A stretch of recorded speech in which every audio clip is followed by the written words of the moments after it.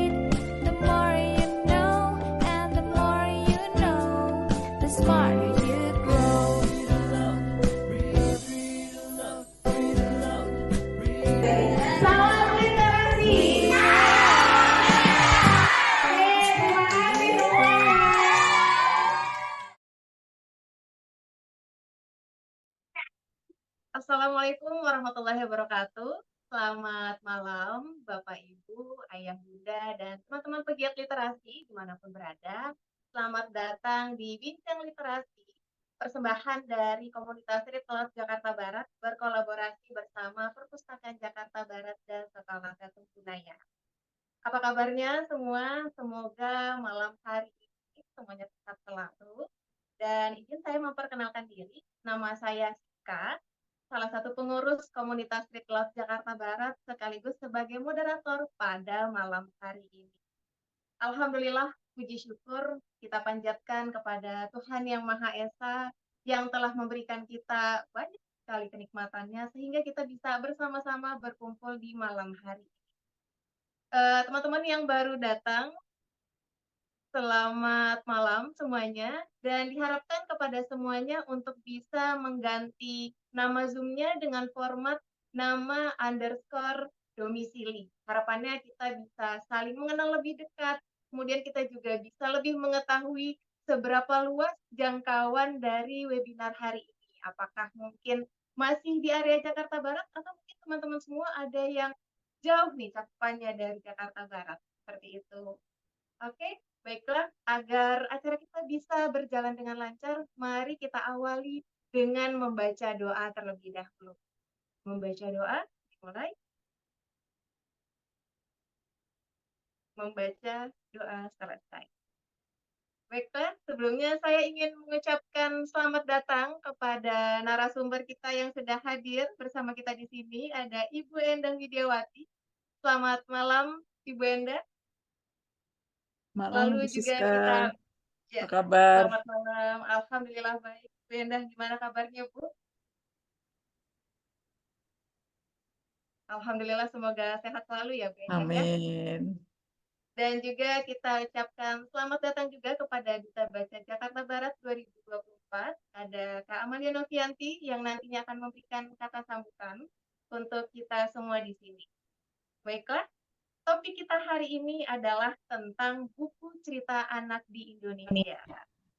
Nah, tapi sebelum kita menjelaskan lebih lanjut, sebelum kita menyimak pemaparan materi oleh Ibu Endah, marilah kita dengarkan terlebih dahulu kata sambutan dari Duta Baca Jakarta Barat 2024, Kak Amalia Novian. Dipersilakan, Kak Amalia.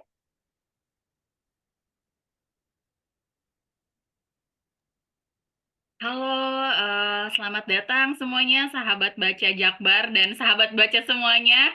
Selamat datang juga Ibu Endah. Terima kasih sudah berkenan untuk berbagi ilmu dengan kita semua di sini. Jadi mungkin saya mewakili dari Perpustakaan Kota Jakarta Barat. mengucapkan terima kasih bagi yang sudah mendaftar dan hadir pada malam hari ini. Walaupun diadakan malam hari, tapi tetap semangat. Saya lihat juga antusiasme dari yang mendaftar itu cukup banyak ya. Jadi 100 lebih yang mendaftar. Mudah-mudahan nanti sedikit demi sedikit mulai hadir di sini. Jadi eh, kegiatan ini adalah salah satu dari program Perpustakaan Jakarta Barat yang berkolaborasi dengan komunitas Read Aloud Jakarta Barat. Nanti mungkin Kak Siska akan menjelaskan tentang program-program komunitas juga, tapi intinya kalau dari saya, semoga program-program ini menambah manfaat, dan karena ini dilakukan juga secara online ya, jadi harapan kita bukan hanya warga Jakarta Barat nih yang bisa mendapatkan manfaat, tapi juga di seluruh Indonesia bisa mengikutinya. Nanti kita juga akan share linknya, rekamannya, dan bagi yang hadir di sini juga nanti bisa bertanya langsung kepada narasumber kita pada malam ini.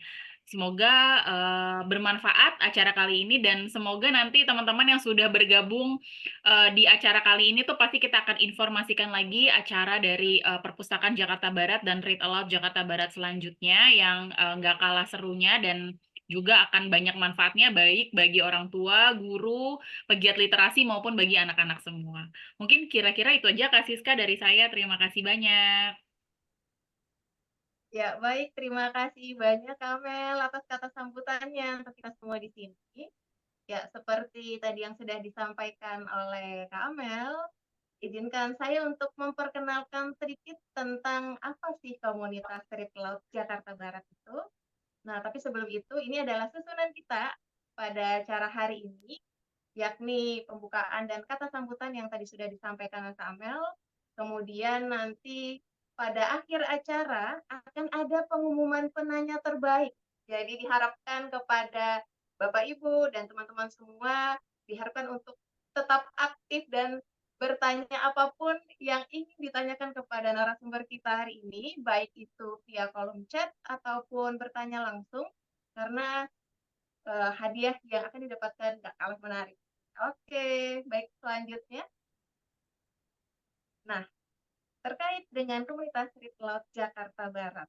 Jadi, Read Aloud Jakarta Barat ini adalah bagian dari komunitas Read Aloud di Indonesia.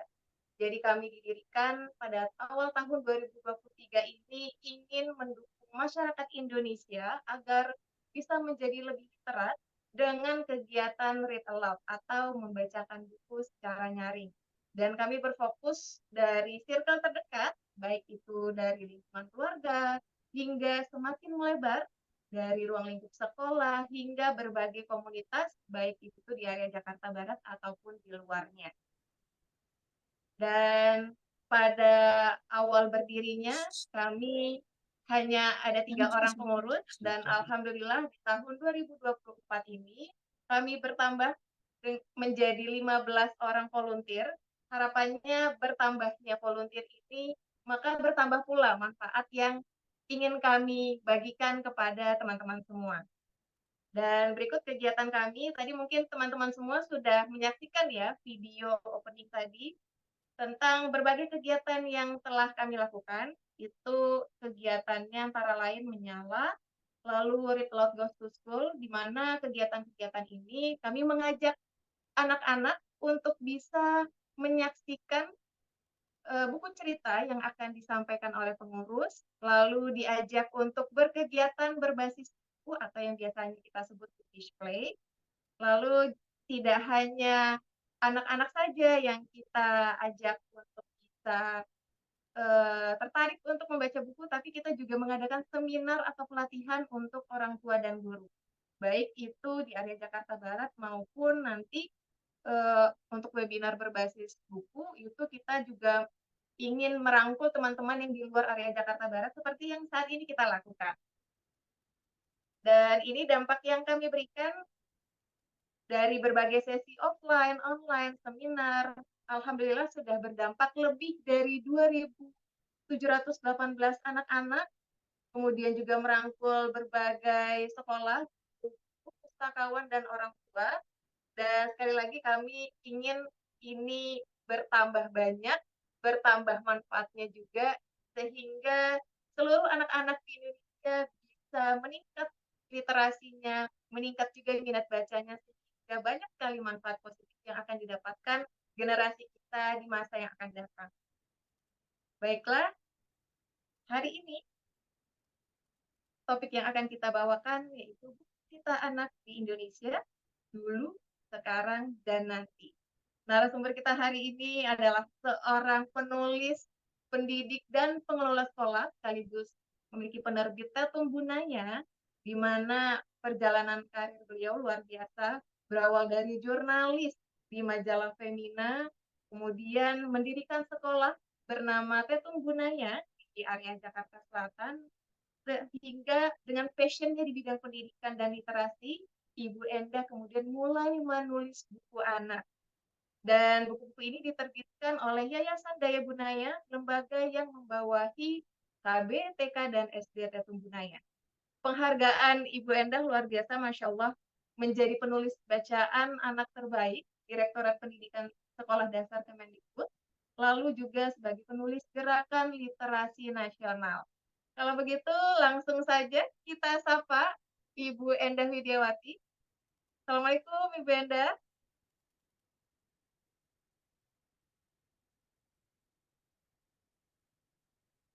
Halo, Ibu Endah. Ya, apakah tadi sudah hadir ya? Apakah mungkin terlempar juga? Saya Sudah coba. saya dulu. Oke. Sepertinya ini ya, Kamel ya, terlempar keluar Sepertinya ya. terlempar, cuman saya coba cek. Oke. Ya, sambil kita menunggu Bu Endah join bersama kita di sini, boleh dong teman-teman semua untuk tulis di kolom chat harapannya apa sih dari webinar yang akan kita laksanakan hari ini terkait dengan buku anak Indonesia.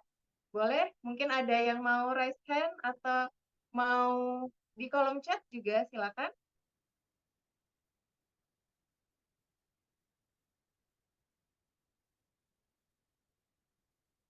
Ya, bahwa ternyata buku anak Indonesia itu perubahannya besar sekali ya. Oh, dari Kak Sulfi Hidayat, Assalamualaikum, hadir. Waalaikumsalam. Ya, sambil kita menunggu Ibu Endah hadir bersama kita di sini, boleh dong Kak Amel kita ngobrol-ngobrol sedikit dulu terkait buku anak nih. Boleh, Mana Kak. Kak Amel yang seperti kita tahu Kak Amel begitu banyak juga ya kayak mengoleksi buku anak-anak, baik itu Iya. yang dari jenjang usia dini, board, sampai yang sudah jenjang usia apa nih Kak? SD, SMP? Sebenarnya dari Read Aloud Jakarta Barat itu karena sering berkolaborasi ya dengan beberapa penerbit dan juga komunitas-komunitas literasi, saya sih cukup banyak sampai yang mungkin tingkat SD ya. Jadi jenjang SD, tapi kalau nggak salah tuh juga Tetum Bunaya tuh juga punya tuh dengan cerita yang sama, tapi bisa mengemasnya untuk SD kelas atas. Jadi mungkin kalau teman-teman sahabat baca tahu, kalau untuk SD level yang atas itu biasanya kita menggunakan buku-buku, kita menyebutnya chapter books. Jadi nggak di setiap halaman itu ada gambarnya, tapi jadi ada gambar, jadi selang beberapa halaman kemudian ada gambarnya. Jadi itu kayak semacam novel tapi ada gambarnya. Nah, itu juga menarik buat anak-anak, terutama untuk SD yang mungkin sudah agak kelas atas. Nih Ibu Endah sudah hadir kembali di sini. Oke, aku add spotlight. Oke, Alhamdulillah Ibu Endah sudah hadir bersama kita di sini. Halo, Assalamualaikum Bu Endah. Oke. Ya, sepertinya masih di mute. Ibu Endah, apakah bisa di unmute? Oke. Iya, Ya. maaf tadi terlempar. Oh iya, nggak apa-apa Bu Endah. Ya, kalau begitu langsung saja Ibu Endah, Oke, waktu iya. dan tempat dipersilakan. Iya, Silakan, Bu selamat Endah. malam semuanya. Kak Amel, Kak Siska, teman-teman dari Read Aloud Jakarta Barat, dan semua yang hadir malam ini. Kalau lihat Read Aloud Jakarta Barat udah hebat ya. Saya pernah sekali ikut acaranya dan cukup kagum waktu itu. Makanya ini sharingnya mungkin kita berbagi ya. Nanti kalau ada yang perlu didiskusikan, didiskusikan.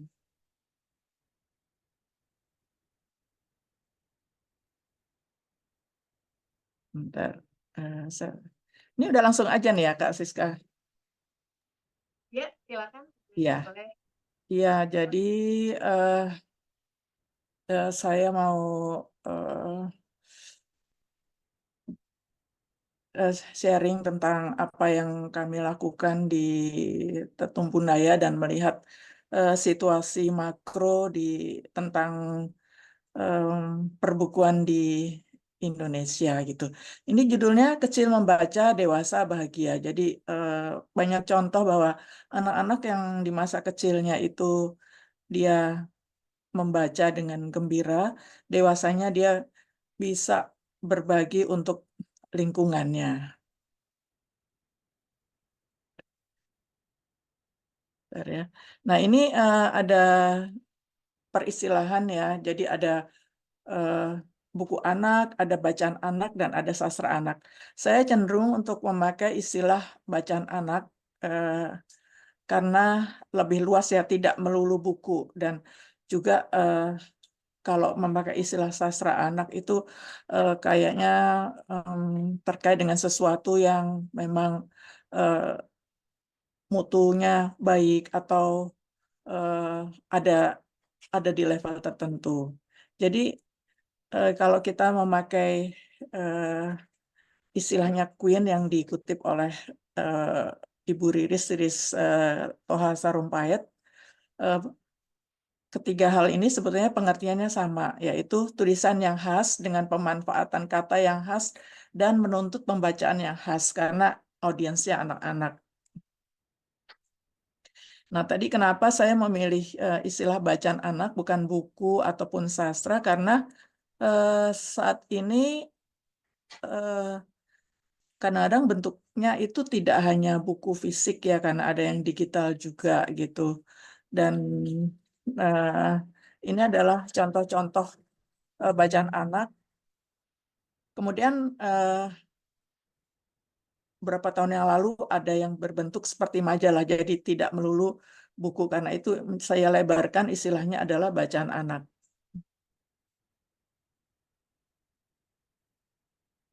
Ini ada quotes dari Bu Riris. Jadi Bu Riris itu adalah dosen di Fakultas Ilmu Budaya di UI ya. Mungkin sekarang beliau udah profesor ya, saya kurang tahu. Jadi beliau itu meneliti sastra anak dan di salah satu bukunya beliau mengatakan kemajuan sastra merupakan perlambang kemajuan masyarakat pendukungnya. Iya, betul. Dan ini kalau hubungannya dengan bacaan anak, hmm, saya sempitkan bahwa kemajuan bacaan anak menunjukkan kebahagiaan masa anak-anak pembacanya. Nah, ini saya ingin menunjukkan bahwa bacaan itu terkait dengan kebahagiaan. Jadi saya pernah mengantar Ibu Widarti Gunawan ke Balai Pustaka ketika kami akan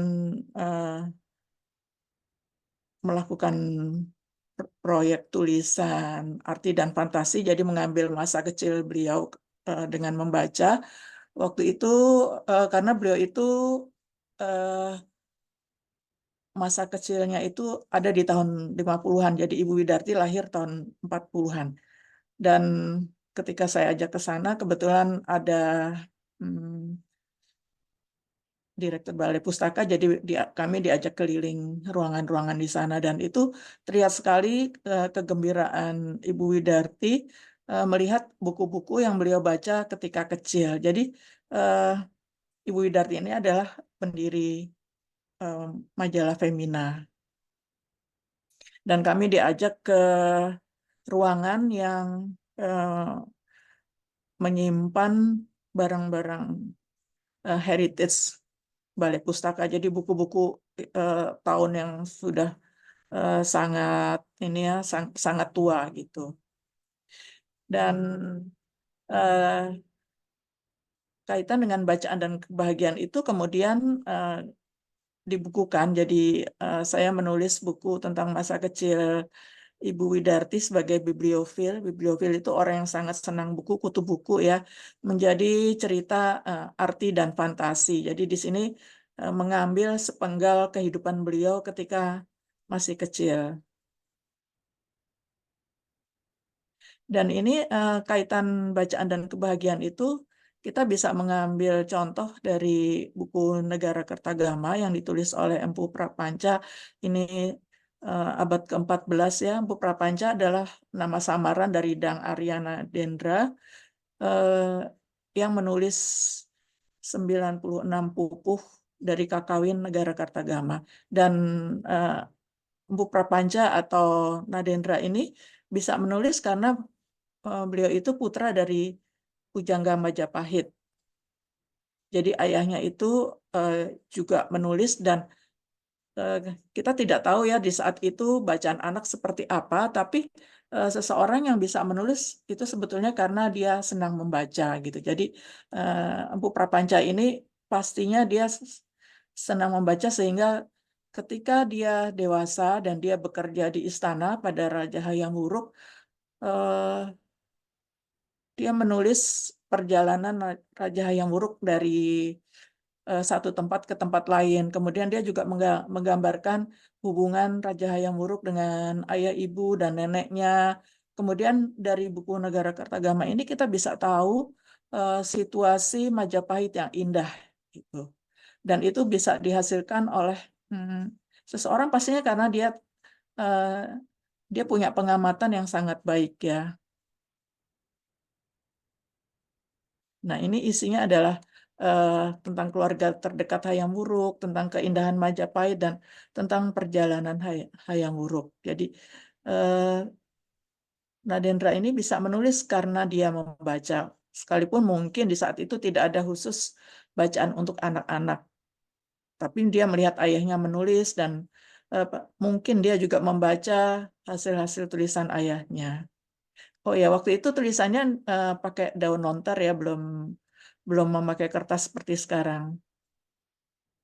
Jadi kata kuncinya adalah bacaan anak dan kebahagiaan. Mudah-mudahan semua audiens di sini juga bahagia ya, karena pastinya senang membaca sampai ikut acara ini.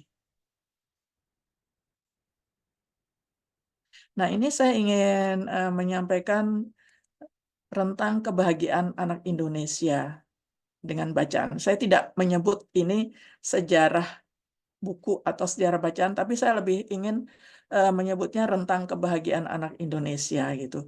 Jadi sebetulnya bacaan di Indonesia ini terkait dengan situasi penjajahan ya. Pastinya ketika kita jadi ketika Belanda ada di sini, pasti mereka membawa bacaan-bacaan yang hidup di benua Eropa. Dan di Indonesia di tahun 1800-an itu sudah ada terjemahannya ini dalam bahasa Melayu ya. Ada Sinbad, ada Robinson Crusoe, ada Jules Verne gitu. Dan kemudian tahun 1908 sampai 1945 itu muncul bacaan-bacaan anak dalam bahasa daerah. Ini adalah penelitian Kristantiowati. Nah, setelah kemerdekaan, Bu Riris mengatakan bahwa anak-anak Indonesia sebetulnya belum diperhatikan bacaannya, belum ada usaha secara khusus dan terstruktur untuk itu. Cerita anak masih langka. Ini kata Ibu Riris di bukunya ya. Tapi dengan pengalaman saya ke Balai Pustaka di Jatinegara, saya melihat perhatian yang besar dari pemerintah terhadap bacaan anak. Bahkan Ibu Widarti sendiri bercerita, dia waktu kecil itu selalu pergi ke perpustakaan di dekat rumahnya. Beliau tinggalnya di Sukabumi. Jadi ada perpustakaan pemerintah di sana dan itu menjadi kayak sanctuary-nya ya. Kalau sedih ke sana, kalau bosan di rumah ke perpustakaan. Dan ini adalah temuan yang ada di Balai Pustaka. Jadi ketika saya ke sana mencari sebuah buku yang dibaca Ibu Widarti ketika dia kecil, tapi nggak ketemu buku itu, dan saya diperbolehkan untuk membuka koleksi-koleksi mereka. Jadi ada koleksi tahun 30-an dan ada bukunya cukup banyak di situ.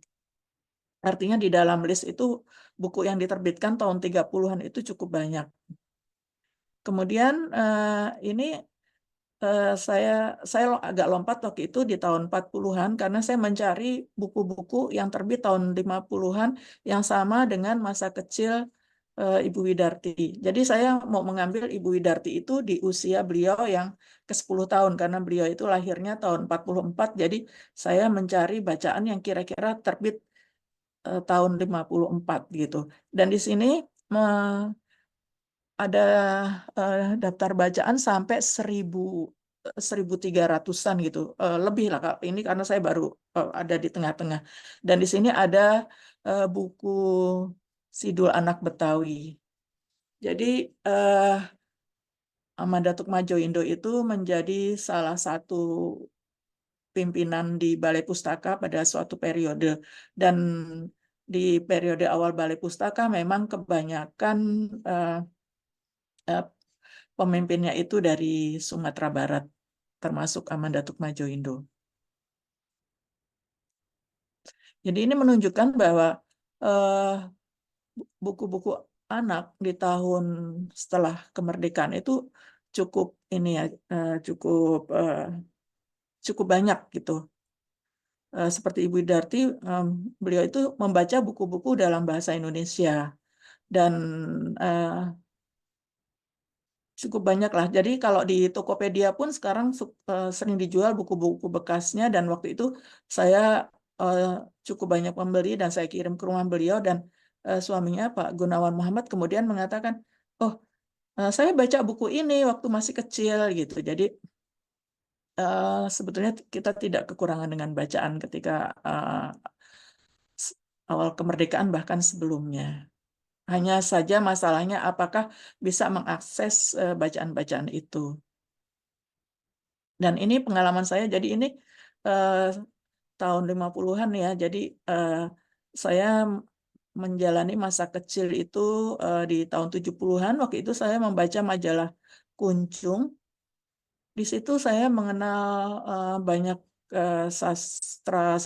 karya-karya sastra besar ya, seperti Sebatang Kara yang kemudian saya ambil juga sebagai bahan bacaan dalam penulisan arti dan fantasi. Kemudian ini yang sebelah kanan adalah buku-buku yang saya beli dari Tokopedia. Ini bacaan-bacaan saya ketika kecil. Jadi itu ada cerita Si Untung tentang seorang anak yang dia selalu beruntung gitu. Dan dia berteman dengan burung bangau. Kemudian di sebelahnya adalah Putri Reno Emas. Ini kumpulan cerpen. Dan ada lagi Karme ya, cerita petualangan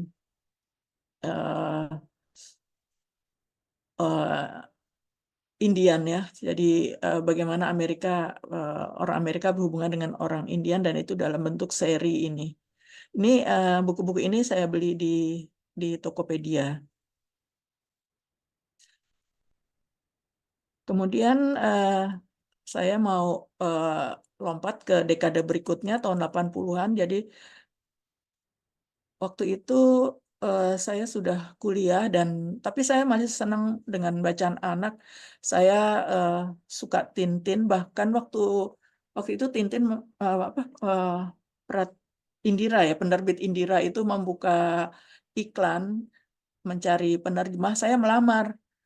Alhamdulillah saya tidak diterima karena saya ketika dipanggil saya bilang saya inginnya paruh waktu ya kan, kalau mahasiswa itu pengen punya uang saku ya. Jadi saya ke penerbit Indira dan kemudian tidak mendapat pekerjaan.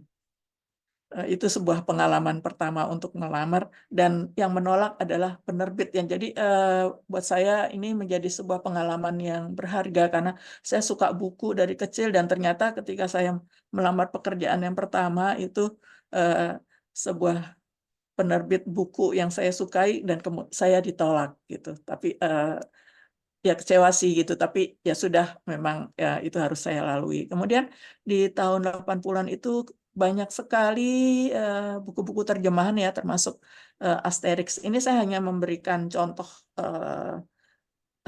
contoh saja gitu, bukan berarti hanya ini. Jadi ada banyak, dan Asterix itu sebetulnya bukan generasi saya karena saya sudah ada di usia dewasa muda ya, dan ini yang membaca ini adalah keponakan saya.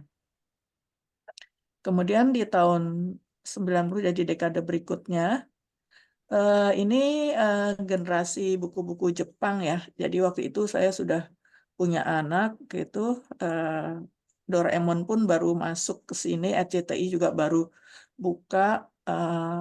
Sangat ini ya, sangat gegap gempita pengaruh Jepang ini. Bahkan ada masa Doraemon itu didatangkan. Jadi anak-anak pasti suka dong ya kalau ada karakter dalam wujud sesungguhnya, walaupun itu sebagai orang memakai topeng ya, seperti ondel-ondel sekarang ini gitu. Saya ingat waktu itu saya membawa anak saya, dia usia balita, untuk bertemu dengan Doraemon gitu. Jadi saya gendong di bahu supaya bisa melihat Doraemon lebih jelas gitu. Di periode berikutnya ini juga masih komik Jepang itu masih rame ya, dan ini anak terakhir saya lahir yang ketiga itu dia lahirnya di akhir 90-an, dan di 2000-an itu dia sudah bisa membaca, dia sudah tahu buku-buku. Yang berkembang waktu itu Doraemon ada mengembangkan, jadi bukan cerita Doraemon dengan teman-temannya, tapi Doraemon dengan kesukaannya. Saya ingat waktu itu ini ada cerita Dora Base, jadi Doraemon itu main baseball, sampai anak saya itu minta didaftarkan ke perkumpulan baseball di Senayan gitu. Ya, saya ikuti itu. Kemudian jadi setiap hari Minggu saya mengantar dia ke Senayan. Sebetulnya saya kurang suka ya, karena harus memasuki sebuah komunitas baru yang berbeda lah sama saya. Jadi mereka suka olahraga, dan misalnya kalau ada turnamen, kemudian mereka patungannya misalnya beliin McD buat semua gitu, yang saya jadi ada value-value yang berbeda gitu, tapi saya harus ikuti karena anak saya suka itu. Dan ini juga masih era Jepang ya, bahkan anak saya itu dia belajar manga di Kemang bersama seorang sensei dari Jepang gitu, dan itu saya ikuti. Jadi bacaan itu juga berpengaruh pada kehidupan anak sehari-hari gitu. Dan itu yang menunjukkan juga betapa bahagianya dia hidup di era seperti yang ada di bacaan yang dimilikinya. Nah, ini tahun berikutnya ya, 2010-2020 ini kemudian situasi bacaan di Indonesia ini sudah berbeda ya. Dan ada, kalau sebelumnya itu yang mungkin yang merajai toko-toko buku adalah penerbit-penerbit mayor, dan di dekade berikutnya muncullah penerbit-penerbit baru yang punya kelas sendiri, dan mereka dengan bangga mengatakan, saya tidak menjual buku saya di toko buku X, toko buku besar gitu. Ini seperti Litara. Litara itu menjadi sebuah standar bacaan ya, dari segi gambar, kemudian isi gitu. Bahkan para pendiri Litara itu sering memberikan workshop dan mereka terlibat dalam event-event perbukuan nasional seperti Gerakan Literasi Nasional. Dan Tetum muncul di era itu. Jadi sebetulnya yang kami lakukan itu juga terinspirasi oleh Litara. Dan apa yang kita bisa lakukan dengan perjalanan bacaan anak Indonesia sekarang ini, kemungkinannya sangat besar ya kita bisa menjadi pelaku aktif untuk orang dekat, orang terdekat. Orang terdekat itu ya bisa anak, bisa keponakan atau tetangga gitu.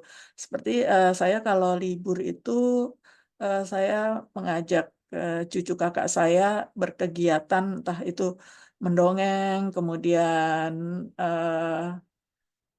bermain jadi saya beli Play-Doh dan kemudian mengajarkan mereka matematika.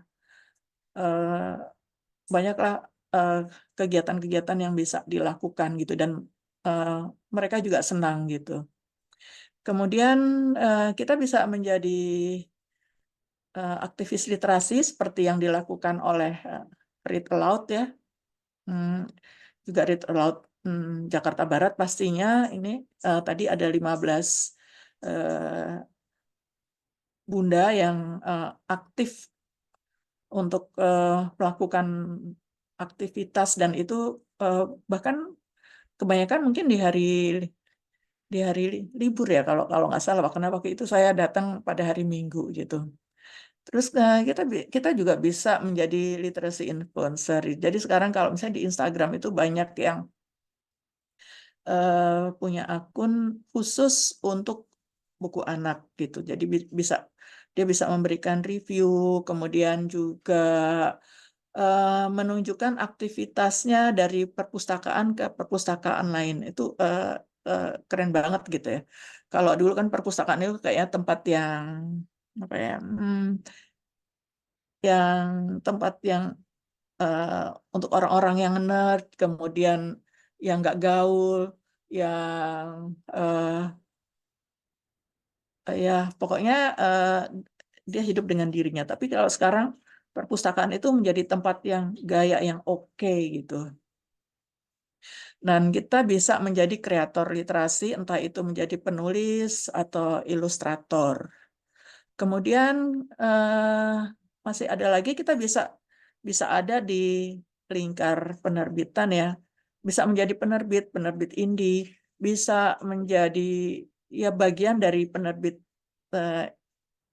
entah itu penerbit indie atau penerbit mayor kalau kita bekerja di sana ya. Jadi banyak sekali terbuka kemungkinan untuk mengisi perjalanan bacaan anak Indonesia. Dan kemudian ini perjalanan bacaan anak Indonesia itu sangat dipengaruhi oleh kebijakan pemerintah, walaupun bukan satu-satunya ya. Misalnya sekarang ini artinya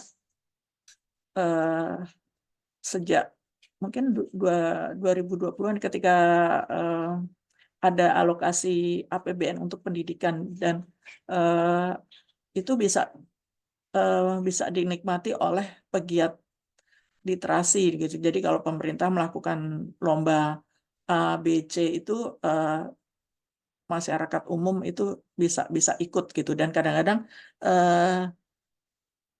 khusus untuk daerah-daerah tertentu. Soalnya kalau enggak mungkin yang dari Jakarta yang akan lebih berperan. Nah, selain itu kebijakan makro juga berpengaruh.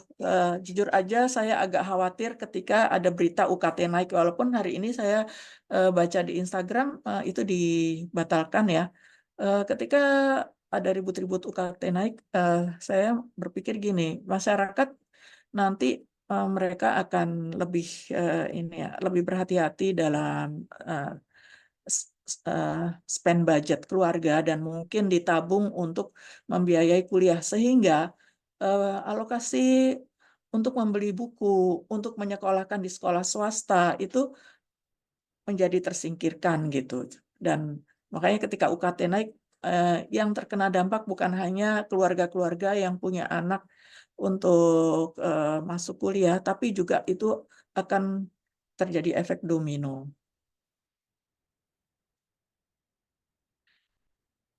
Nah, saya dari lembaga pendidikan bernama Tetumpunaya ya, yang didirikan tahun 2010, dan sekolah kami sebetulnya begini, apapun kurikulum yang diberikan oleh pemerintah, kami punya cara sendiri untuk memberikan kepada anak-anak. Jadi kalau sekarang pemerintah punya kurikulum merdeka, sebenarnya kami udah dari dulu itu ya memerdekakan diri untuk memberikan apa yang kami anggap baik kepada siswa-siswa kami. Mungkin ini dipengaruhi karena background saya yang wartawan gitu. Jadi saya merasa punya kebebasan untuk melakukan sesuatu yang saya anggap baik untuk edukasi masyarakat gitu. Kemudian tahun 2016 kami mendirikan perpustakaan, dan sekarang bukunya itu sudah 5.000. Perpustakaan ini perpustakaan yang hidup ya. Jadi biasanya kalau sekolah-sekolah itu merindukan kedatangan pengunjung. Kalau kami ya memang anak-anaknya itu senang aja ada di perpustakaan gitu, dan bukan berarti kemudian kami menjadi pasif ya. Jadi di perpustakaan itu ada pengurusnya, Kak Dewi. Kak Dewi itu dia mendata nih kelas apa nih yang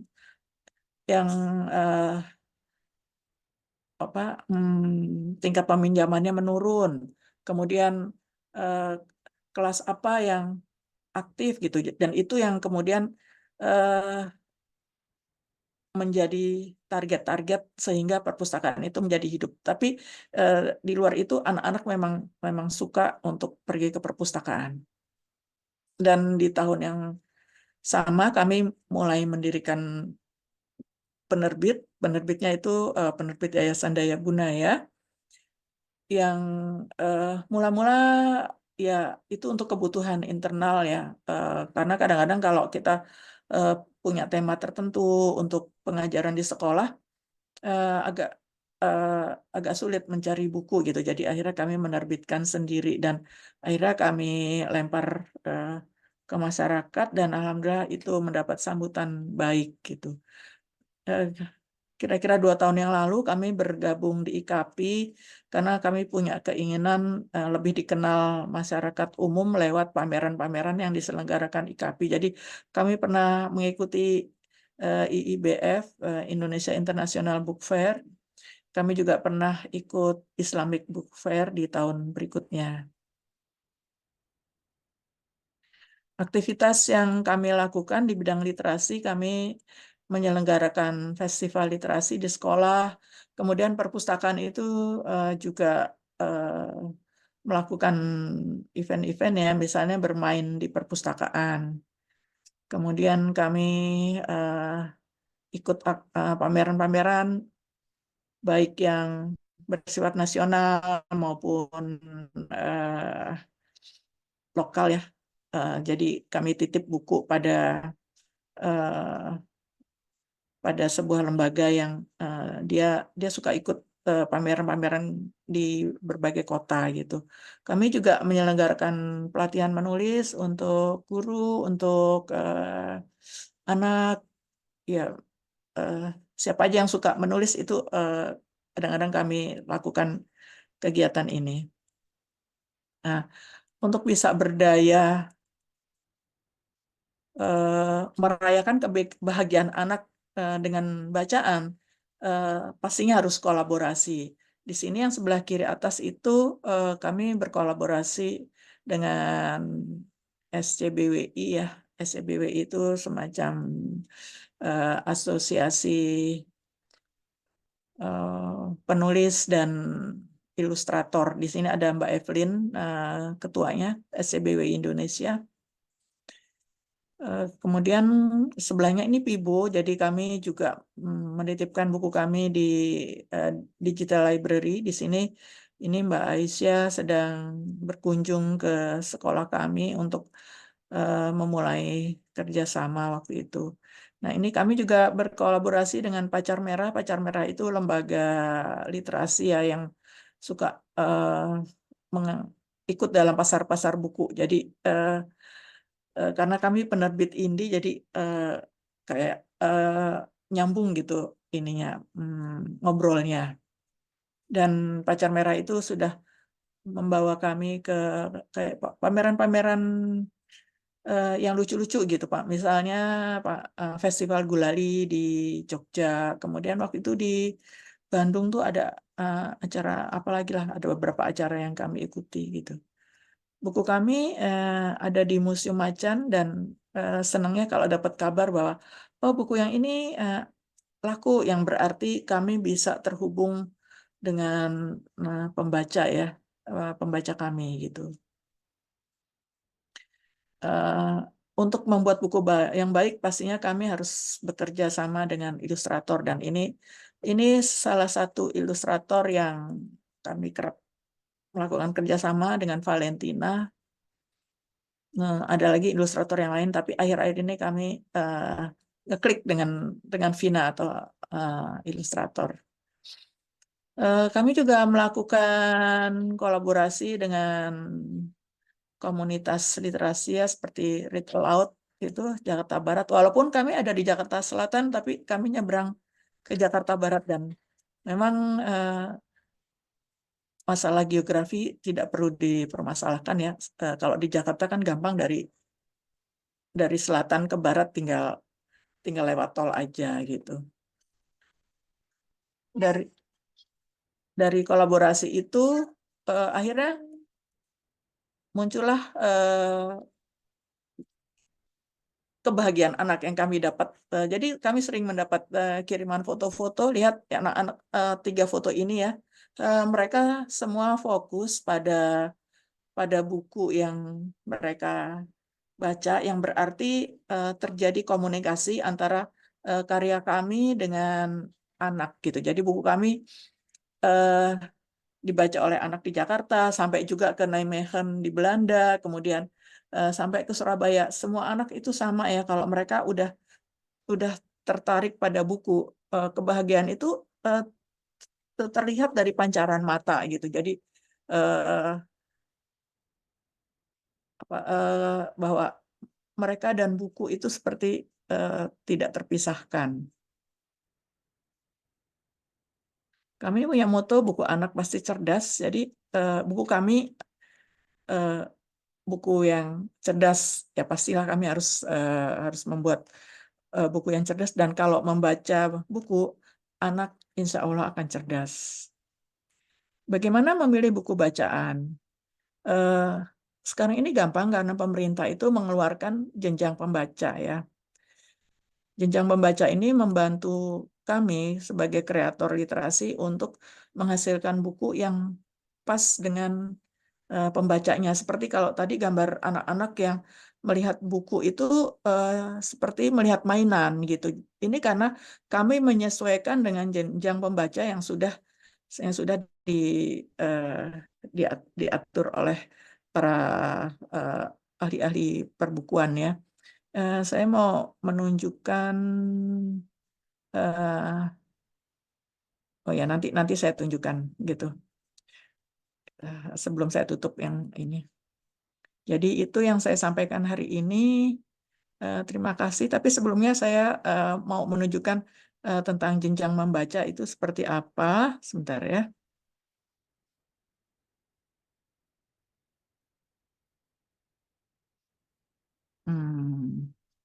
Bentar.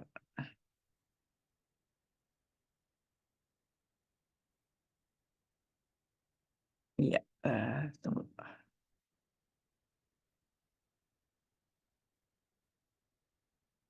Nah, ya ini saya mau menunjukkan jenjang membaca yang sebetulnya mempermudah kalau untuk kreator buku ini untuk mempermudah, oh ya, saya misalnya mau membuat buku untuk anak usia TK lah gitu ya. Mau yang mana gitu. Dan ini udah ada panduannya. Misalnya, tunggu, ini ada masalah. Ya. Jadi untuk masalah kosakata gitu ya. Masalah kosakata itu kalau untuk yang mungkin berusia TK ke bawah itu harus yang betul-betul yang konkretnya sehari-hari yang mereka temui gitu. Dan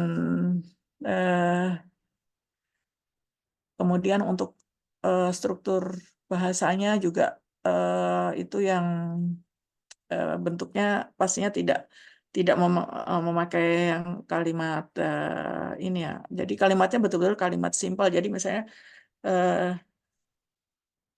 Ina makan empek-empek misalnya gitu. Itu betul-betul kalimatnya kalimat yang simpel, dan di sini juga jumlah kata juga ditentukan. Jumlah kata sebentar. Oh, di sini ya kalau ini ya pokoknya sangat sangat mendasar gitu untuk oh ya ini jumlah katanya maksimal 5 kata per kalimat. Kemudian satu halaman itu hanya boleh maksimal 3 kalimat gitu. Nah, ini ketika kita mau milih buku sebetulnya kita juga bisa lihat, oh anak saya ada di tahap ini, sebaiknya saya pakai buku ini. Jadi ini bisa dibalik penggunaannya. Dan kemudian ini tidak terkait dengan usia ya. Jadi kadang-kadang anak itu misalnya usianya X tapi kemampuannya bisa di atas itu atau di bawah gitu. Jadi yang dipakai adalah sebetulnya kemampuan berbahasa anak. Kemudian selanjutnya ada jenjang pembaca awal. Jenjang pembaca awal ini untuk yang dia sudah bisa membaca ya di tahap awal gitu. Di sini juga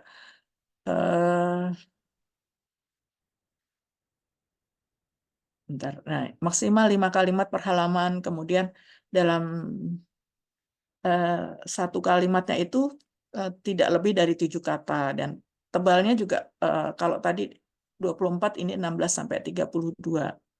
Ini terus ya ada B1, ada B2, sedikit makin ke atas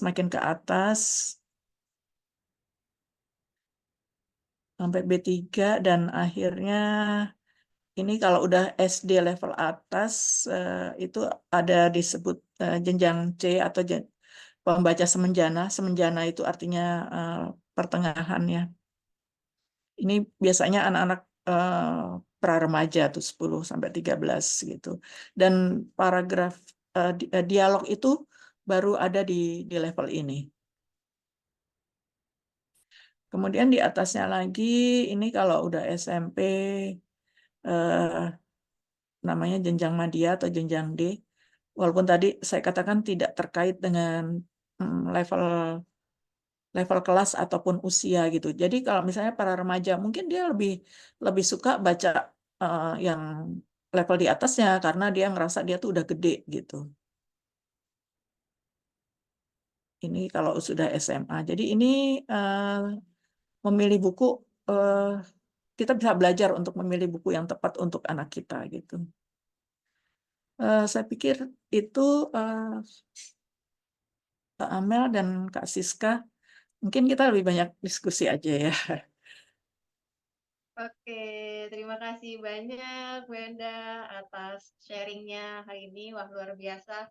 Tadi kita bisa lihat bersama ya, teman-teman ya, kalau Bu Enda menjelajahi banyak tempat, banyak sudut di mana menyelami berbagai zaman buku yang ada dari zaman dahulu sampai sekarang gitu. Sampai akhirnya Bu Enda menemukan banyak Time buku tunnel. yang yang disesuaikan dengan saat ini ya Bu ya, kemampuannya, kemampuan anak dan segala macam. Dan ini sudah banyak sekali pertanyaan Bu Endah, Masya Allah. Sudah banyak yang penasaran nih terkait dengan buku bacaan anak. Tapi tadi ini dari yang pertama ada Kak Sulfi Hidayat, ingin menyampaikan masukan. Assalamualaikum, Kak Siska dan Beda. Waalaikumsalam. Dulu waktu saya masih SD, sekitar 30 tahun yang lalu, dekat sekolah saya SD, ada rumah tapi menyediakan buku perpustakaan lengkap sekali. Disewanya pun murah sekali pada saat itu. Saya jadi hobi membaca, Masya Allah. Boleh dong Kak Siska, Bu Endah, barangkali Read Aloud bekerja sama dengan TIBI dan Kemendikbudristek untuk bikin kegiatan atau perpustakaan keliling setiap minggu ke sekolah SD atau SMP seperti yang di film Upin Ipin. Kolaborasi bisa komite sekolah atau sekolah negeri terutama ya, karena kalau sekolah negeri paling cepat. Jadi anak-anak pulang sekolah bermain, tidak ada kegiatan setelah itu. Sepertinya ini akan seru dan paling tidak menambah anak agar gemar membaca. Boleh izin Bu Endah, mungkin saya sedikit memberikan tanggapan dari Kak Sulfi Hidayat. Jadi salah satu program dari Read Aloud Jakarta Barat, yakni Read Aloud Goes to School, di mana kita kolaborasi bersama Perpustakaan Jakarta Barat. Kita mengunjungi sekolah-sekolah, lalu kita membacakan buku untuk anak-anak, lalu kita mengajak untuk berkegiatan berbaca buku, dan Perpustakaan Jakarta Barat juga memfasilitasi dengan perpustakaan keliling. Jadi setelah kita ajak berkegiatan, membacakan buku, kita ajak keluar ruangan, terus kita ajak anak memilih buku-buku bacaan yang mana yang mau dibacakan. Bisa baca sendiri atau bisa baca bersama-sama teman, gitu, seperti itu. Jadi semoga sekolah-sekolah lainnya di luar dari jangkauan Jakarta Barat juga bisa melakukan kegiatan itu, dan mungkin teman-teman yang tinggalnya di luar Jakarta Barat boleh banget untuk diskusi bersama kita, barangkali di daerahnya ingin diadakan juga, jadi kita bisa bantu nih untuk memfasilitasi, menghubungi komunitas Read Aloud area lain nih, gitu, seperti itu. Jadi misalnya teman-teman ada yang tinggalnya di Pekanbaru, kita bisa hubungi panitia atau pengurus di sana untuk mengadakan kegiatan seperti itu juga. Ditunggu ya Bu di sekolah kami Jakarta Timur. Oke, Kak Sulfi. Baiklah, berikutnya nih ada yang bertanya nih Bu Endah dari Ibu Rustini SPD dari SDN Srengseng 06. Assalamualaikum, saya Rustini dari Jakarta Selatan. Izin bertanya, Bunda Endah, bagaimana cara agar anak-anak tidak mudah bosan dengan buku? Karena anak-anak lebih suka bermain game di HP daripada membaca buku. Wah, ini adalah isu yang terjadi di era digitalisasi saat ini, Bu Endah. Bagaimana, Bu Endah? Jadi mereka lebih suka bermain daripada baca ya. Ya, Iya. bermain gadget. Iya, ada dua hal ya. Yang pertama, waktu itu kan ada himbauan 15 menit pertama sebelum belajar anak membaca ya. Pernah kan zamannya Pak Anies ya, gitu. Kami di sekolah justru 15 menit pertama itu menganjurkan anak-anak untuk bermain karena masih pagi hari. Terus juga untuk pelepasan energi karena anak-anak sekarang itu kan aktif ya, cenderung aktif gitu. Jadi kalau mereka mau baca boleh, tapi kami anjurkan mereka untuk berkeliling sekolah untuk menghirup udara segar gitu. Kemudian ini itu satu hal. Kemudian kalau tadi pertanyaan bagaimana nih anak-anak mereka sukanya main daripada baca gitu ya. Bermain pun sebetulnya anak-anak belajar ya, dan anak-anak itu sebetulnya kan punya preferensi. Aku mau gini, aku mau gini. Selama dia mainnya itu tidak main pegang gawai ya gitu. Mainnya adalah aktivitas yang dia bertemu teman, dia bercanda, kemudian dia berlari. Itu juga hal yang sama baiknya dengan membaca. Nah, kemudian yang menjadi PR adalah membaca. Untuk membuat anak senang membaca, dia harus melihat orang tuanya membaca. Nah, ini sebetulnya menjadi sebuah PR besar ya, untuk kita, untuk sekolah-sekolah gitu, dan kami sering berdiskusi tentang hal itu gitu. Di sekolah udah diupayakan nih gini-gini gitu, tapi anaknya tetap nggak mau gitu. Ya, ketika keluarga itu tidak membaca, anaknya nggak ngelihat bapaknya itu duduk buka buku eh, dan agak lama gitu ya, berfokus pada apa yang ada di depannya, mungkin eh, dia nggak punya role model untuk itu gitu. Jadi sebetulnya eh, ya kita eh, perlu mungkin satu generasi lah, dengan sekarang kan kayak misalnya ada read aloud yang memberikan terus semangat, ayo ibu-ibu ya baca. Yang saya tahu nih, read aloud kan setelah membacakan terus ada kegiatan, terus ibu-ibunya juga ada gitu ya. Nah itu mungkin nanti anak-anak yang diampu oleh read aloud ini kelak ketika mereka menjadi orang tua, mereka akan menjadi orang tua yang eh, bisa duduk dan membaca gitu, mungkin gitu ya. Nggak ya, ya perlu waktu gitu. Sementara yang dilakukan sekolah-sekolah, jadi ibu di Srengseng Sawah ya, Srengseng Sawahnya Jakarta Selatan ya, berarti tetanggaan sama saya. Eh, yang kita lakukan ini bukannya sia-sia dengan mengajak mereka, ayo nak kita baca.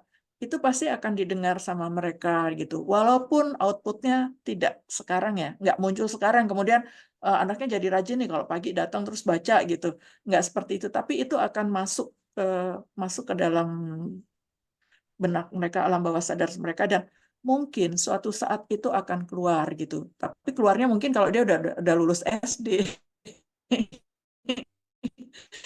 Jadi kalau ibu tadi munculnya itu kelak ya, tapi tetaplah gitu, itu dimasukkan gitu, dimasukkan untuk apa, motivasinya, ayo nak baca gitu, buku ini bagus loh gitu. Itu saya pikir Oke, berarti kita memang mengajaknya mungkin pelan-pelan gitu ya Bu Endah ya. Memang tidak mudah, belum tapi yang paling utama adalah bagaimana caranya kita sebagai orang yang ada di sekitar anak-anak untuk kita dulu nih yang mencontohkan, nggak menjadi role bosan-bosan. modelnya ya Bu Endah ya. Iya, Untuk kita yang senang membaca dulu nih, sehingga anak-anak iya ketika betul. melihat kita senang membaca, secara tidak langsung itu pun menarik anak untuk mencoba untuk Iya suka betul. membaca. Masya Allah. Oke, Kak Siska suaranya pelan, agak tenggelam. Kalau begini, apakah suara saya terdengar jelas? Bu Enda, apakah mendengar suara Jelas, saya, Bu? Jelas terdengar ya. jelas ya. Oke, semoga Kartini terjawab ya pertanyaannya. Kita lanjut ke pertanyaan berikutnya dari Kak Zukna Kartika. Assalamualaikum Bu Enda dan Kak Siska. Saya Zukna Kartika mau bertanya, bagaimana menggugah hatinya emak-emak agar mau mengajak anaknya membaca buku? Karena terkadang kalah sama urusan domestik. Dan untuk mereka lebih mudah memberikan handphone daripada buku. Buat mereka yang belum merasakan manfaat membacakan buku untuk anak. Jadi kebanyakan jadi memandang sebelah mata pada buku. Terima kasih. Wah, ini masih ada kaitannya sama sebelumnya, tapi ini di ruang lingkup rumah, anak masih terbiasa dengan gadgetnya. Gimana caranya kita bisa membagi waktu nih, Bu? Karena kan kesibukan domestik dan berbagai kesibukan ibu itu luar biasa. Kayaknya kok agak sulit ya mau nyisihin waktu untuk baca buku, untuk ngajak anak baca. Seperti itu, bagaimana? Iya, eh, ya menjadi ibu itu emang tugasnya banyak ya, dan 24 jam mengejar ini itu, dan kemudian biar anaknya diem, kasih HP aja. Sekarang itu juga menjadi sebuah tantangan ya. Terus bagaimana supaya ibu-ibu itu menjadi seorang ibu yang senang membaca? Iya, eh, mungkin mungkin kalau dia kemudian diajak ke toko buku, eh, maksudnya kita me- mengacu pada ibu-ibu yang yang cenderung tidak membaca ya. Mungkin juga mereka tidak akan memilih buku, tapi eh, mungkin jadi diajak sebuah kegiatan yang bisa memperkenalkan dengan buku. Jadi buku itu kan sebetulnya tidak hanya untuk dibaca. Buku bisa juga untuk aktivitas gitu. Jadi misalnya dari sebuah buku itu kita bisa misalnya tunggu deh gimana ya contohnya. Misalnya yang kami pernah lakukan ini dari buku Di Mana Induk Ayam, kami melakukan aktivitas bermain sensori yang terkait dengan ayam. Jadi di situ juga ada ibu-ibunya gitu. Jadi mereka juga ikut beraktivitas. Yang pertama pastinya mendengarkan dongeng ya, mendengarkan dongeng singkat dan kemudian melihat ayam, memberi makan ayam. Itu juga sensori kan, mengambil beras, kemudian memberikan kepada ayam. Dan selanjutnya bikin-bikin yang membuat si anak itu pegang lem dan ibunya juga ikut gitu. Jadi dari sebuah buku kita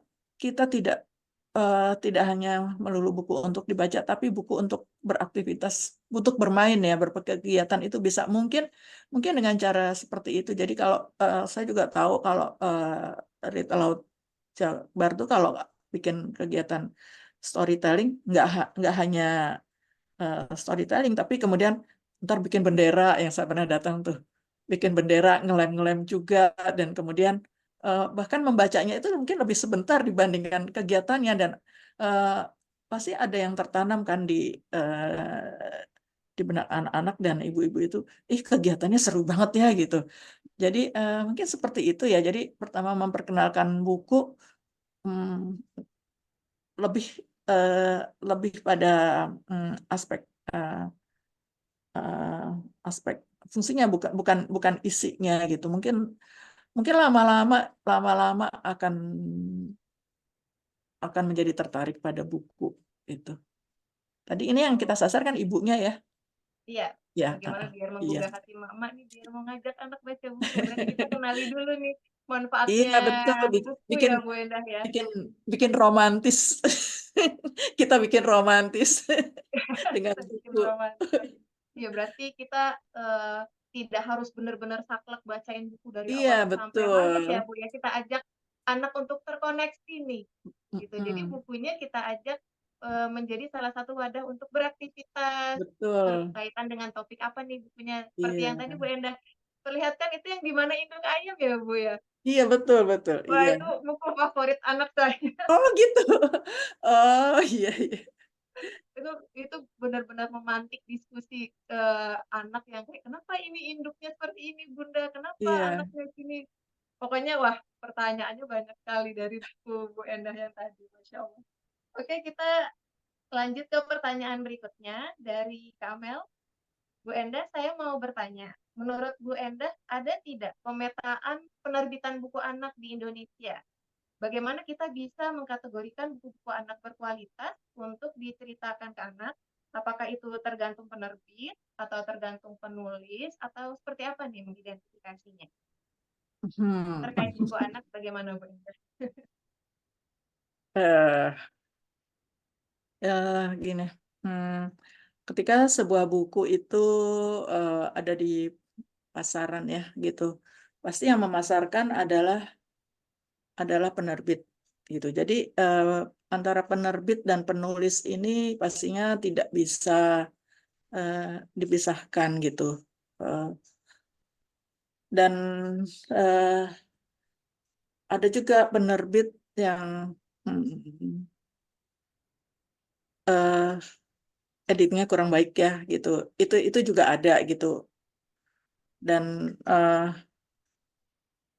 antara penulis yang baik dan penerbit yang baik, ya biasanya oh, kalau kalau memang penerbit yang baik, dia pasti akan mencari penulis yang baik dan dia punya editor yang baik juga gitu. Jadi di dalam apa circle penerbitan buku itu ada banyak pihak ya gitu. Kemudian untuk pemetaannya Pemetaannya mungkin ada ya teman. Saya nggak tahu siapa yang melakukan, tapi kalau kita berkecimpung di buku, pastinya pada akhirnya kan kita punya feeling gitu, punya feeling. Oh ya, kayaknya aku serak sama eh, penerbit ini ya. Dan kemudian kita lihat siapa nih yang berkarya di dalam sebuah buku gitu. Jadi eh, penulis itu ketika bukunya diterbitkan itu juga sudah melalui beberapa tangan ya. Di situ ada editor, kemudian ada tim juga di penerbitan itu yang membuat buku itu menjadi baik gitu, menjadi bagus. Dan juga ada ilustrator yang kemudian ikut membantu untuk mewujudkan bagaimana buku itu menjadi bagus untuk menjadi nyaman untuk dibaca anak-anak gitu. Dan sebenarnya ini pertanyaannya agak susah sih gitu karena kayak ngejudge ada penerbit. Saya agak hati-hati untuk hal ini ya gitu. Tapi pada akhirnya feeling kita lah yang mengatakan oh ya saya preferensi saya ke sini gitu. Dan ketika kita berikan kepada anak kita kemudian dia bisa menikmati gitu ya itu juga satu poin yang bisa menunjukkan bahwa buku itu baik gitu. Oke, berarti sebenarnya buku itu sendiri ketika sudah diluncurkan itu sudah difilter ya Bu ya, maksudnya sudah ditelaah juga Betul. gitu dari penerbit dan segala macamnya sehingga bukunya memang sudah berkualitas bagus untuk anak. Mungkin tinggal kitanya dari masing-masing keluarga mungkin memiliki value yang berbeda-beda ya Bu Betul, Endah betul, ya. iya.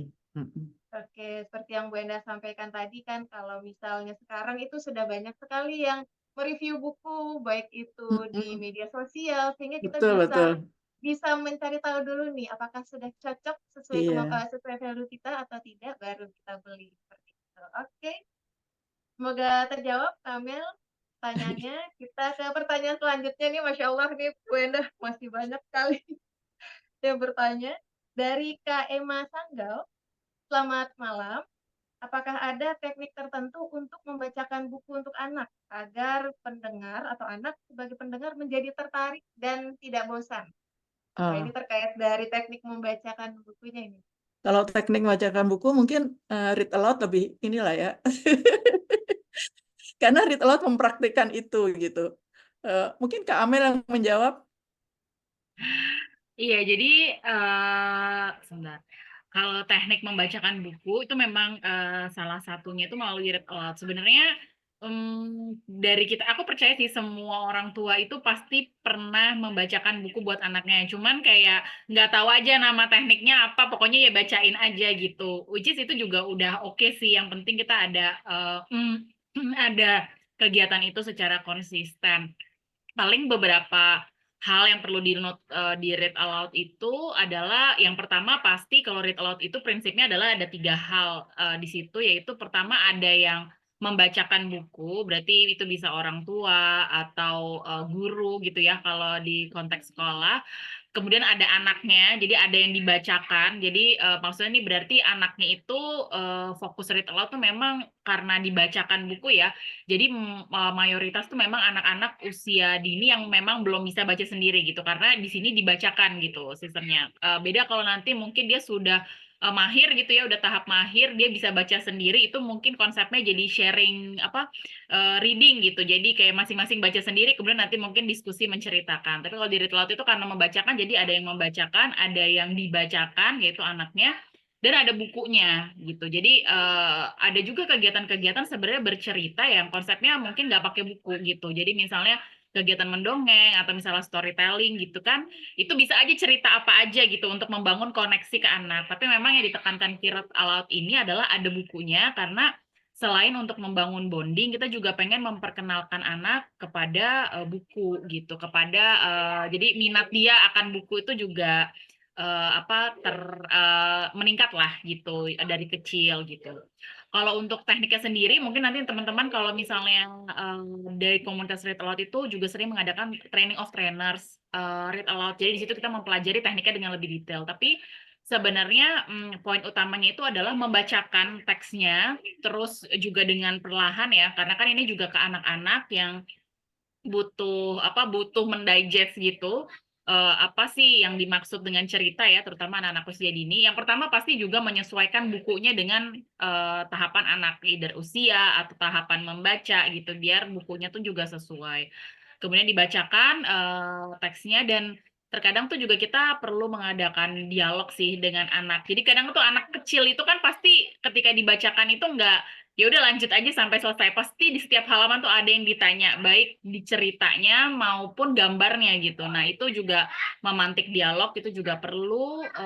Sama kemudian kalau misalnya memang tujuannya untuk anak lebih memahami bacaan ya, maksudnya untuk anak nantinya. Sebenarnya kalau tujuan Read Aloud sendiri itu bukan anak untuk bisa membaca, tapi untuk anak suka dengan buku, senang dengan cerita, dengan dibacakan gitu. Cuman kalau nantinya anak tuh misalnya sudah ada di tahap, oke nih kayaknya mau mulai memperkenalkan huruf, itu juga biasanya kita tunjuk. Jadi kata-katanya itu kita tunjuk gitu supaya dia bisa mendengar sekaligus melihat.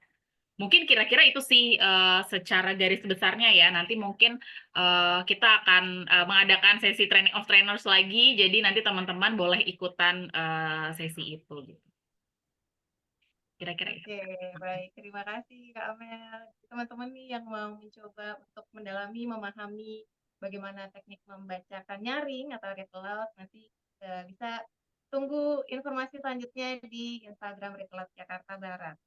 Baik, kita lanjutkan ya Bu Endah ya. Pertanyaan berikutnya dari Kak Adela Julia Dinata. Ini masih berkaitan dengan anak yang lebih suka bermain game online. Bagaimana cara menyikapi dan tanggapan Ibu Endah mengenai anak-anak yang lebih suka bermain game online daripada membaca buku pengetahuan atau buku cerita? Oke. Anaknya usia berapa ya? Ya, Taruhlah boleh. mungkin 10 tahunan ya, dia sudah mulai, maksudnya, karena gini, treatment kita kepada anak itu tergantung pada tahapan usianya ya. Kalau tadi saya mengasumsikan mungkin dia udah 9, 10 gitu, dan anak-anak itu sudah masuk ke tahap pra-remaja. Ketika seorang anak masuk tahap pra-remaja, kita tidak bisa kemudian keras ya, karena dia akan kemudian berbalik gitu. Berbalik itu artinya ya dia pasti nggak akan mendengarkan kita, dan dia akan makin menjauh gitu. Nah sekarang gimana caranya supaya dia nggak main games dan dia lebih banyak baca? Pastinya ketika kita minta seorang anak itu senang buku, tidak tidak langsung di usia itu langsung Kak baca buku. Apakah sebelumnya sudah pernah diberikan? Maksudnya ajakan-ajakan seperti itu tuh sudah gitu. Karena kalau ketika di usia itu dan kemudian dia lebih memilih sebuah kegiatan daripada kegiatan yang diinginkan orang tuanya gitu. Kemudian kita memaksa dia untuk kamu daripada ini kamu mendingan ini gitu. Seperti tadi saya katakan, anak-anak di usia itu kan mereka lagi masa-masanya tuh suka ngetes gitu, suka nyoba. Iya kan? Bukan lagi anak yang manis gitu. Jadi ketika kita paksakan, nah, harusnya banyak baca dong gitu kan, bla bla bla bla terkait sama sekolah, dia kan juga makin makin makin nggak mau gitu. Jadi mungkin kita lihat dulu gamesnya itu apa gitu ya. Dan sebetulnya kalau kalau kemudian kita dalami gitu ya, oh gamesnya ini, jadi kita menjadi partner bicara dia sampai kemudian ada satu titik yang kita bisa bicara di situ soal peraturan, soal disiplin, terus juga kesepakatan berapa lama dia boleh pakai HP gitu ya untuk main games gitu. Walaupun sebagai orang tua pastinya kita juga punya ini ya, punya apa ya? Kita punya hak orang tua tuh untuk bilang iya atau tidak. Tapi kita juga mesti ada caranya gitu. Kalau kemudian kita pakai kekerasan dan kemudian dia makin menjauh, itu nanti yang sulit itu kita ya. Jadi makanya tadi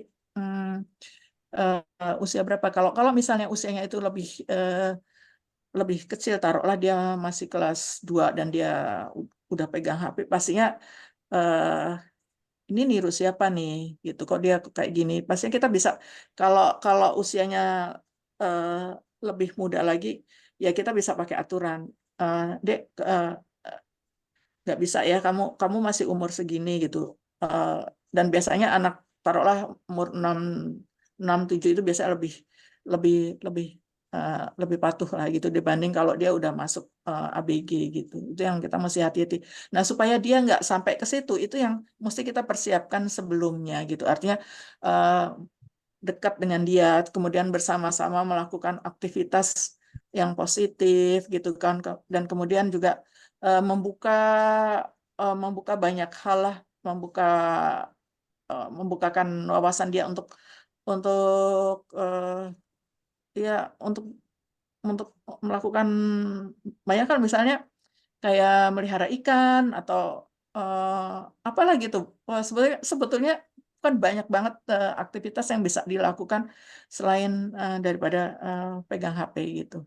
Itu sih mudah-mudahan bermanfaat. Kalau uh, uh, easier said than done gitu. Ya ngomong sih gampang ya gitu, tapi memang harus dicoba gitu karena nggak ada cara lain gitu. Oh, oke, berarti yang pertama itu jangan lupa kita terkoneksi dulu ya Bu Endah ya Betul, sama iya. anak gitu. Jadi ketika kita terkoneksi maka akan lebih mudah nih kita untuk memberikan Iya. berbagai input, masukan kepada anak-anak kita. Oke, kita lanjut ke pertanyaan berikutnya dari Kak Aisyah Habir dari Ibu. Saya senang sekali dengan beberapa karya buku anak Bu Endah, dan salah satu yang saya senang di karya itu adalah bisa membawa sudut pandang anak. Ada tips atau rahasia Bu Endah bagaimana bisa tetap terkonek dengan suara dan mata hati anak itu dalam menciptakan cerita? Wah, ini terkait dengan membuat buku cerita nih Bu Endah. Iya. Bagaimana Bu? Ini Mbak Aisyah ya. Mbak Aisyah dari Pibo. Iya, jadi ya kalau kita ada di dunia anak, pastinya kita akan akan ini ya, akan selevel dengan mereka. Memang tidak mudah dari pengalaman saya membimbing orang-orang dewasa untuk menulis buku anak, menurunkan diri mereka ke level anak-anak itu perlu perlu waktu ya, perlu waktu. Jadi kalau kita orang dewasa tuh kan ngerasa kita tuh lebih tahu, lebih pinter, lebih segalanya deh gitu. Padahal masalahnya kita hanya lebih dahulu aja gitu. Ya itu jadi untuk berempati kepada mereka itu pastinya kita mesti ini ya apa? Ya eh, ada di sepatu mereka gitu yang eh eh, ya eh, gimana ya? Memang sih jadi gini, kalau kalau di dalam buku membuat buku, satu kunci utama adalah kita tidak menjadi sutradara di persoalan anak gitu. Jadi misalnya ada misalnya kayak tadi itu cerita seorang anak yang dia nggak mau disuruh ibunya baca, dia nggak mau, dia maunya main HP gitu. Nah, misalnya kita bikin cerita itu, kita tidak menjadi sutradara yang kemudian memberi nasihat bahwa membaca itu lebih baik daripada eh, main HP gitu. Harusnya kita dari sudut pandang si anak, terus kenapa dia main HP gitu. Misalnya di rumahnya nggak ada yang baca kok gitu. Ya udah aku main HP aja gitu. Atau di situ dia menemukan hal-hal yang membuat dia itu releasing atau ada insight-insight baru gitu. Nah, sekarang kan masalahnya bagaimana supaya nggak terlalu lama waktunya ada di situ. Tapi keputusan untuk meninggalkan HP harusnya datangnya dari anak, bukan karena suara orang dewasa gitu. Seperti itu sih.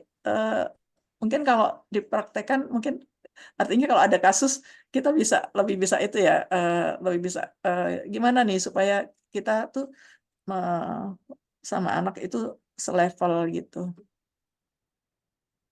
Oke, semoga pertanyaan terjawab ya, Kak Aisyah. Jadi kita memang melihatnya dari benar-benar merasakan ya sudut pandang anak itu Betul, seperti iya. apa gitu loh. Sehingga ya kalau perlu kita bayangkan ketika kita di usia itu ya, Bu Endah Betul, ya. iya, betul, betul. Gimana sih, apa sih ketertarikan kita, apa sih keinginan kita di umur Heeh. segitu gitu loh. Wah, ini menarik sekali. Bu Endah, kita langsung ke pertanyaan berikutnya dari Kak Afina. Assalamualaikum, izin bertanya, bagaimana memantik anak-anak untuk senang dan sukarela berada di perpustakaan? Apakah file jenjang membaca akan dibagikan? Oh, oke, ini nanti akan dibagikan di WhatsApp grup Bincang Literasi. Nah, ini terkait tentang bagaimana caranya meningkatkan nih, membuat membangkitkan kesenangan anak untuk ke perpustakaan nih, Bu Enda. Iya. Saya mengibaratkan perpustakaan itu seperti showroom mobil ya. Kan kalau di showroom mobil itu kan ada salesman-nya gitu. Jadi eh, pustakawannya itu ya dia harus seperti salesman gitu. Seperti pada tadi saya menyebut nama Kak Dewi ya di perpustakaan kami. Jadi dia punya data nih, buku apa nih yang nggak pernah dipinjam, kelas mana nih yang pembacanya itu eh, kok menjadi turun gitu. Terus gimana nih ngejar ini? Eh, dan itu nggak henti-hentinya gitu. Jadi segala trik itu dilakukan supaya salesnya naik.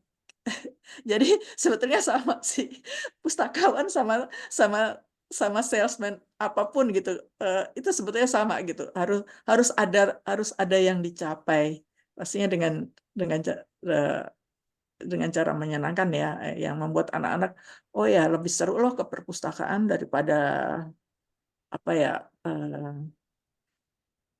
eh, ya main-main juga seru sih gitu. Tapi mungkin perpustakaan menjadi hal yang dirindukan gitu untuk aku semangat ke sekolah nih soalnya di perpustakaan tuh hari ini ada ini gitu.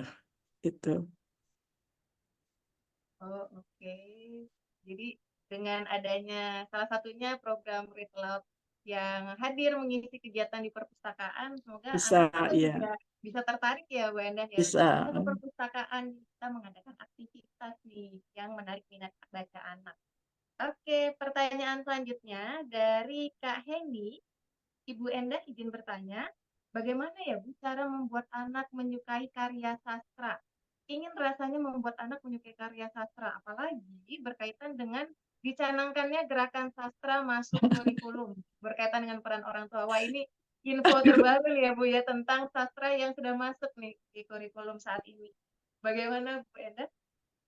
Oh iya, sebelum jauh-jauh ke sastra, ini sebetulnya kayak tadi sih, ya eh, seneng seneng perpustakaan dulu deh, seneng buku dulu, baru nanti eh, kita masuk ke sastra. Ini kalau kita mau mengatakan bahwa sebuah karya yang memang diakui ya.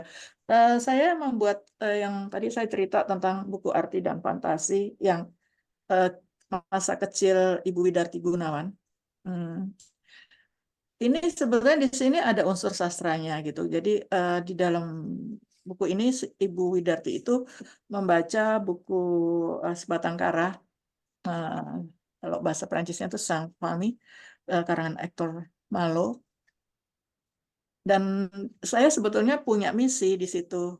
Eh, Anak-anak itu kenal sas, karya ini gitu. Karena ketika kecil saya baca cerita itu di majalah Kuncung dan saya nangis gitu.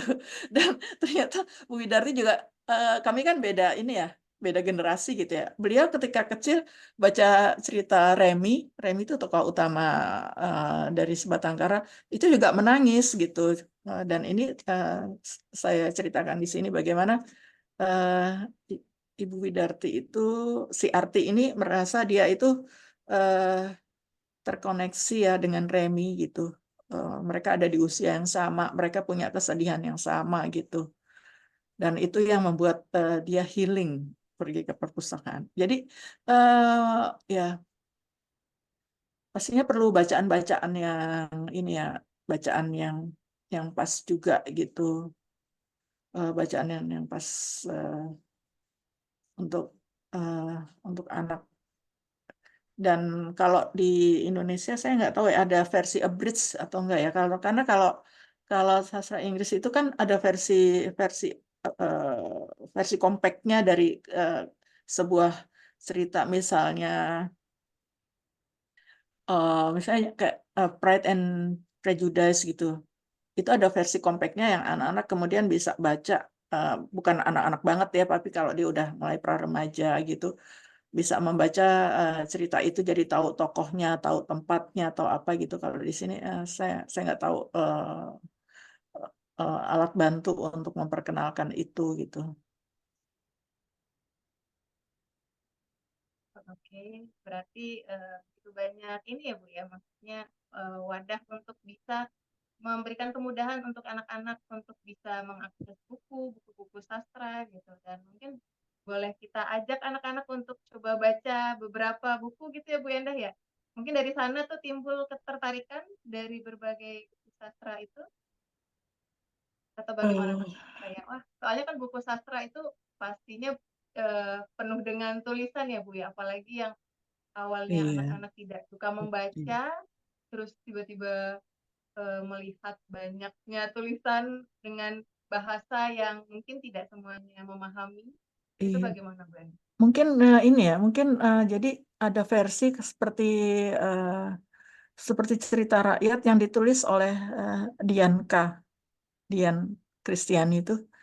Kan kalau cerita rakyat itu eh, kadang-kadang ada kekerasan ya di situ. Jadi kalau kita random milih cerita rakyat untuk misalnya untuk eh, murid kita gitu, kan mesti pilih-pilih ini jangan sampai kemudian ada raksasa makan orang gitu. Tapi cerita rakyat yang ditulis sama Dianka itu bersih gitu. Eh, nah, mungkin ada versi untuk sastra yang seperti ini. Jadi anak-anak itu bisa bisa nyaman untuk bacanya gitu. Saya nggak tahu yang dimaksud pemerintah sastra itu apakah itu sastra Indonesia atau Barat ya gitu. Eh, tapi kalau sastra Indonesia, taruhlah misalnya Bumi Manusia itu dibikin versi anak-anaknya gitu, yang mungkin ya tip read aloud mungkin bisa memulai gitu. eh Sebenarnya menarik juga gitu, karena kita kemudian jadi kenal tokoh eh Mince. Terus ada tokoh lagi yang berkaki satu itu gitu, yang sebenarnya mereka karakternya itu kuat-kuat gitu ya. Gitu. Nggak usah sampai dalam, kan di situ juga ada eh, eh, perundungan seksualnya, tapi nggak sampai ke situ. Tapi eh, bagaimana Tirto Adipuro ini bisa kemudian dia eh, bertumbuh gitu sebetulnya di situ gitu. Ya sih, ini menjadi PR bersama kita. Mungkin ibu yang bertanya itu mau memulai sesuatu atau di sini mungkin ada yang kemudian terinspirasi untuk oh ya saya mau bikin salah asuhan gitu versi anak-anak gitu. Wah, oke Menarik oke. sekali sih ini. Iya, baik. Wah, menarik sekali ya, kita bisa bikin versi yang lebih ringannya gitu ya Bu ya. Dan semoga Read Aloud Jakarta Barat juga bisa memfasilitasi nih agar anak-anak Indonesia bisa mulai mencintai sastra ya Bu Punya ya, karena punya versi anaknya ya. punya versi anaknya, amin ya Allah, mohon doanya Bu Endah dan teman-teman Amin. semua. Wah, ini Bu Endah, ini sebenarnya pertanyaannya masih banyak sekali, Masya Allah, antusias teman-teman semua di sini luar biasa untuk bertanya, tapi sayangnya karena waktunya sangatlah terbatas, boleh izin nggak Bu Endah untuk nanti kita akan list down pertanyaannya, Oh jadi boleh, mungkin boleh dibantu Bu Endah jawab, boleh, terus nanti kita akan mengirimkan jawabannya ke WhatsApp grup boleh. teman-teman semua. Oh, boleh. Alhamdulillah. Oke, terima kasih teman-teman yang sudah bertanya, dan mohon maaf belum bisa menyampaikan pertanyaannya semua karena waktu kita terbatas. Dan Mungkin dari Bu Endah ada closing statement Bu yang ingin disampaikan ke kita semua terkait buku anak Indonesia. Seperti tadi saya bilang, ketika kecil kita membaca, maka ketika dewasa kita akan bahagia. Seperti kakak-kakak di Read Aloud ini kan bisa berbagi ya untuk lingkungannya. Itu kan karena masa kecilnya pasti dulu punya riwayat membaca yang menyenangkan gitu. Masya Allah, terima kasih Bu Endah atas statementnya dan berbagai sharingnya untuk kita semua. Untuk teman-teman jangan lupa untuk mengisi link evaluasi yang sudah disampaikan di kolom chat. Semoga itu bisa menjadi perbaikan untuk kita semua. Dan jangan kemana-mana dulu karena kita mau sesi foto bersama. Jadi diharapkan untuk Bapak Ibu dan teman-teman semua untuk bisa mengaktifkan kameranya. Mari kita dokumentasikan bersama momen kita hari ini, belajar banyak hal bersama Bu Endah terkait buku anak Indonesia. Ya, kita tunggu.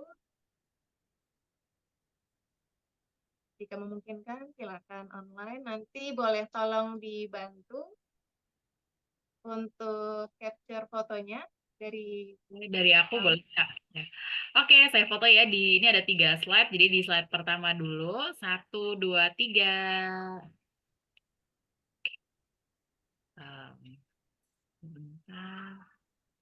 Ya. Sekarang di slide kedua, 1, 2, 3.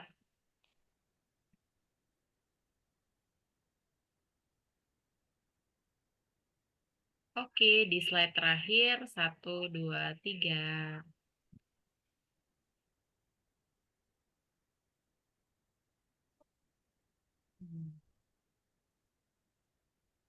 Sudah, Kak. Mungkin pengumuman di sini ya, Kak? Ya, benar. Jadi seperti yang sudah disampaikan tadi di awal acara, akan ada pengumuman untuk penanya terbaik. Jadi tadi tim kami sudah melihat semua pertanyaan yang sudah masuk di kolom chat dan pertanyaan yang terbaik dari Kak Sulfi Hidayat. Nanti boleh Kak Sulfi untuk DM Read Aloud Jakbar untuk kita akan meminta info lebih lanjut terkait data pengiriman. Sekali lagi selamat buat Kak Sulfi Hidayat. Ya, kalau begitu berakhir sudah sesi webinar kita hari ini. Saya ingin mengucapkan terima kasih banyak Bu Endah atas waktunya, atas infonya yang Masya Allah luar biasa menarik untuk kita semua. Semoga kita bisa bertemu lagi ya Bu ya di acara Read Aloud Jakbar berikutnya. Dan saya juga ingin mengucapkan terima kasih kepada Bapak, Ibu, Ayah, Bunda, dan seluruh teman-teman pegiat literasi yang sudah hadir dari awal hingga akhir acara. Jangan lupa ikuti Instagram kami di Read Aloud Jakbar untuk mengetahui acara-acara kami berikutnya. Dan saya Siska, mohon maaf apabila ada salah kata. Wabillahi taufiq wal hidayah. Assalamualaikum warahmatullahi wabarakatuh. We had some Read Aloud local communities in several cities, in several areas. And we saw that we have the same vision to improving children literacy development by doing kind of Read Aloud activities, which is fun, interactive way. So we gather together and collaborate in one community across Indonesia, Read Aloud Indonesia.